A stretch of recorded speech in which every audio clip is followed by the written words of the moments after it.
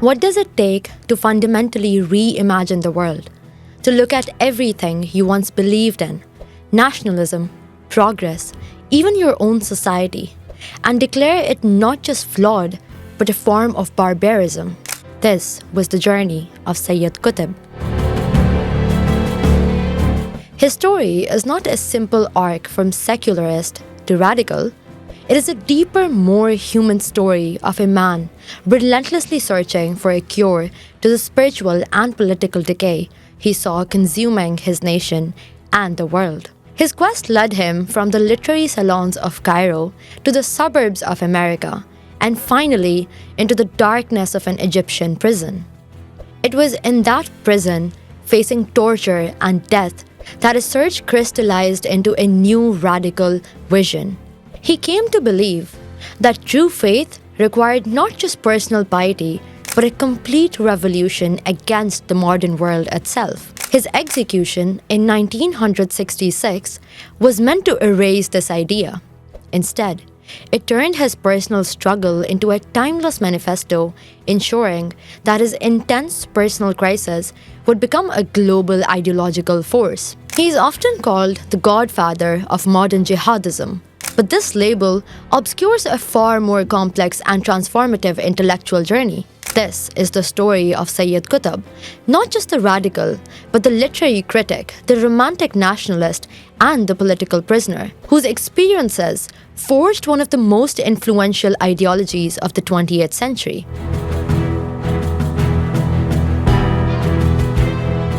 To understand Qutb's radical end, we must start with his secular beginning. Born in 1906 in the village of Musha, Egypt, Qutb's early life was not defined by religious extremism.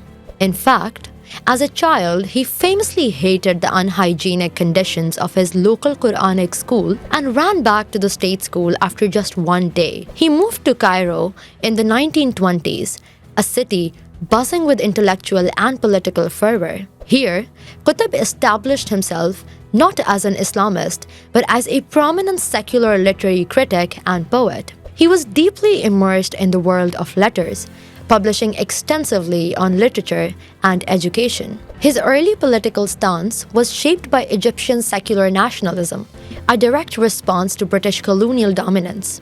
But a disillusionment was brewing. As scholar John Calvert notes in his biography, Qutb began to lose faith in the secular nationalist project. He observed the corruption and failures of Egyptians' political class in the 1940s. His writings became increasingly critical of the monarchy and the ruling elite, so much so that the government, seeking to sideline him, sent him on a study tour to the United States in 1948.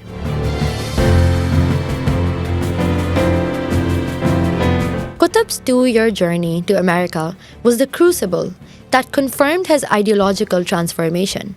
Contrary to popular belief, it wasn't just one church dance in Colorado that turned him against the West. His disdain was born from a systematic critique of what he saw as American society's core ailments. In his writings, like The America I Have Seen, he described a society consumed by rampant materialism, where value was placed on acquisitiveness, not moral or spiritual well-being. Secondly, on superficial religiosity. He saw church services as social gatherings devoid of genuine piety where different sects competed in status and wealth. Thirdly, on sexual permissiveness. He was shocked by what he perceived as the overt sexuality and the breakdown of traditional moral codes. And lastly, on racism. He experienced and condemned the deep-seated racial prejudices in American society. A pivotal and lesser-known moment came when he was hospitalized in San Francisco. He witnessed hospital staff and people in a department store openly jubilating over the assassination of Hassan al-Banna, the founder of the Muslim Brotherhood. This callous celebration of a figure he was beginning to admire solidified his belief in a fundamental moral decay in the West. America, for Qutb, became the ultimate manifestation of Jahiliyyah, a term we will explore later in depth. He returned to Egypt in 1950 not just as a critic of the West, but a committed Islamist, believing that Islam alone offered a comprehensive solution to social and political injustice.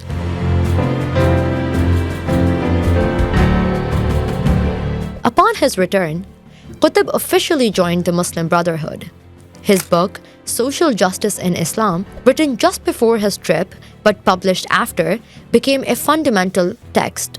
Interestingly, its initial dedication to the youth was widely interpreted as a nod to the Brotherhood, leading the government to ban it until the dedication was removed. Qutb initially supported the Free Officers' Revolution of 1952 that overthrew the monarchy. He was even offered the position of Minister of Education, which he declined. But the alliance between the Brotherhood and Jamal Abdel Nasser's new regime quickly soured. In 1954, after an alleged assassination attempt on Nasser, the Brotherhood was brutally suppressed. This begins the most crucial chapter of Qutb's life, his decade in the prison.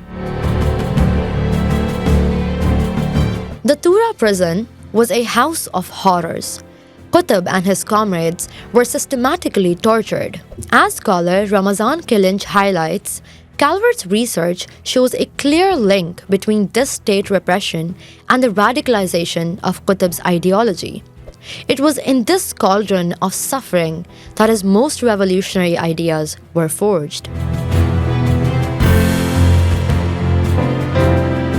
From his prison cell, Qutb produced his most influential works, the multi-volume Quranic commentary In the Shade of the Quran and the manifesto Milestones. His prison writings introduced a radical interpretation of three key concepts. First, Jahiliyyah, meaning the age of ignorance. Traditionally, this term referred to the pre-Islamic Arabian society. Qutb expanded it dramatically. He argued that any society, including so-called Muslim nations, that did not implement Sharia fully and recognize God's sovereignty alone, was living in a state of modern Jahiliyyah. He declared that Nasser's Egypt, with its man-made laws, was as much in a state of ignorance as the pre-Islamic Arabs or the secular West. Secondly, Hakimiyya, God's sovereignty. Drawing from Indo-Pakistani thinker Abul Ala Maududi, Qutb argued that true belief in God's oneness, meaning Tawheed, meant accepting Hakimiyyat of Allah, that God is the sole legislator. Any system where humans make laws is, by definition, a form of idolatry, shirk, as it places human will above the divine will. Thirdly, jihad, meaning struggle. For Qutb, this was not a defensive war. It was a permanent revolutionary struggle to liberate humanity from all forms of human servitude and establish God's sovereignty on earth. He called for a vanguard of true Muslims to lead the struggle, much like a Leninist revolutionary vanguard. It's crucial to note, as several scholars point out, that Qutb himself was nuanced. He emphasized a long period of spiritual preparation before any violent action. He did not explicitly call for the indiscriminate killing of civilians, and some analysts, like those cited in the research, argue he would not have approved for the tactics of later groups like Al-Qaeda. Released briefly in 1964 due to ill health, Qutb was almost immediately re-arrested in 1965. The state accused him of leading a conspiracy to overthrow the government, a charge based heavily on the testimony of a government informant within the Brotherhood. At his trial, the prosecutor held up milestones as the primary evidence against him. When given a chance to repent to save his life, Qutb refused, famously stating he would not beg for pardon from the oppressor. He was executed by hanging on August 29 in 1966. His martyrdom sealed his legacy, making his writings infinitely more powerful. His legacy is deeply fractured. For the Muslim Brotherhood's mainstream, his later radicalism was a step too far. They eventually denounced violence and sought political participation within the system. For radical splinter groups like the Egyptian Islamic Jihad and Al-Qaeda, Qutb became an intellectual hero.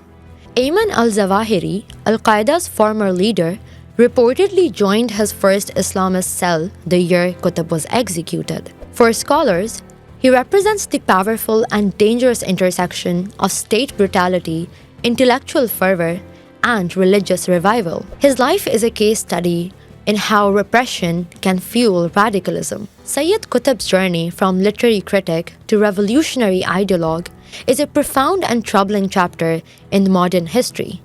He was a product of his time, shaped by colonialism, disillusioned by nationalism, and horrified by Western materialism, brutalized by an authoritarian state. His ideology provided a powerful, totalizing worldview for those who felt powerless and adrift in the modern world. Understanding Qutb is not about endorsing his ideas, but about comprehending the forces that create them. He forces us to ask difficult questions about faith, about power, and the very nature of Islamic reformism in a phase of modernity.